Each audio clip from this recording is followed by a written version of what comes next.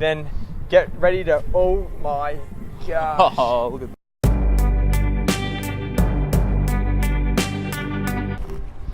Who is Ryan Hickey? That's a great question, right? You think for a while about yourself as measured in definable goals, right? And that's one way to define yourself is you're a good athlete, you're a good student, you're good at your job. But then when you peel that all back at times, you realize that those things are great, but at the same time, you could be a good athlete, you could be good at your job, you could be a good student, but are you being a good person? And I think all this world has, other than a bunch of cars and buildings and roads and stuff, is people. So I think that's something I like to focus on, and anytime I might be feeling good or bad or whatever the way may be, it's always in conjunction with people. And so I found that is sort of my rock that holds me together. You have two roads. Road one is mystery. I have a mystery piece of material that we could talk about. Okay. Or road two is you have an idea of something that you wanted to talk about, and for $26.20, I'll give you the opportunity to talk fully about that. Awesome. I'm gonna do a little. Let's walk right out over here. Okay. A little speech for you, Johnny, before we make that decision.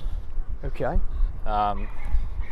It's mile 25. It's a big mile, so I want to make sure you're you're in the right state of mind for that mile. So I run around here a lot, up and down into the water, and what I like is that you have the view of the city the entire time. Yeah. And the best thing about having the view of the city is you're standing here, you're on the ground, and you're sort of trying to make it through your run, right? Yep. But in life, you have that run, you have that next step here on that gravel. But anytime I run in the city, I look up at the buildings, and I think you're always going to be here on the ground, and you're never going to make it where you want to be in life unless you think one day you could be at the top of that building. No one in life is going to tell you or hand it to you, tell you, John, you're going to get to that top of the building by someone giving it to you, someone just handing it out. No. And I know you're going to do great in this run because I know that for this run, you've trained, and that that you've worked to get to the top of that building. So for this race, I want you to put that image in your mind, and when you're running through New York City, whether you can see the buildings or not, and know that for this day, for this race, you've put in the work to get to the top of that building and finish strong. So mile 25 you'll blitz through, and then 26 will be a walk in the park to finish off that race. All right. But no, I'll do the 26 dollars, and my topic. I know we've talked about it a little bit inside, but I want to hear a year in review. This time last year you put in a lot of work. I know you weren't able to do the race, and going to be days where you don't think you're going to make it to the top of that building. You don't think you're going to finish the race, and so I want any insights you have, and and any as little or big details as you want about some of those tougher times and how you've been able to make it back to this day. Cool. And feel free to interject and be a part of that conversation, because I used to run with you all the time when we were younger. Yeah, you run a lot more than me now, so. But that's part of the reason why you're on today is because I think back to cross country, and I think of you and Rob Renna and eating some of his mom's gluten-free cookies and going around Homedale, and even though there may be a lot more miles passed since then, it's the same shit. Yeah. It's always the same shit, and that's what I love about running is it's actually a great simple, just like F you to the face, because it will tell you if you're in shape or not. But it's also so enjoyable to get out and get views like this. You know, look at all these guys running, girls running, and they know what it's about.